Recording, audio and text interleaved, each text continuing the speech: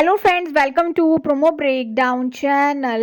Star Plus के one of the most popular serial Aarti Anjali Awasthi serial के upcoming episode में आप सभी को अब यही दिखाया जाएगा कि अब जो आरती है वो कॉल पर अब अंजलि से यही बोल रही है कि माँ मैं चाहती हूँ कि तुम मेरी शादी में रहो।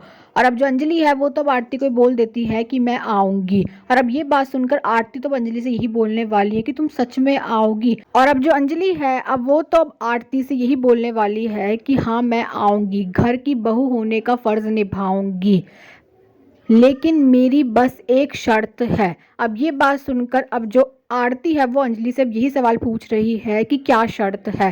और अब जो अंजलि है वो आरती को बोलने वाली है कि वेद को ये साबित करना पड़ेगा कि कली के साथ उसकी शादी झूठी थी, नकली थी वो शादी। लेकिन अगर ये वेद साबित नहीं कर पाया तो आखिरी वक्त पर आकर मैं ये शादी तोड़ दूंगी, कोर्ट का ऑर्डर होगा मेरे पास, अब देख लो। अब जो आरती है अब वो तो अंजलि से भी बोल देती है कि ठीक है मुझे ये चैलेंज मंजूर है।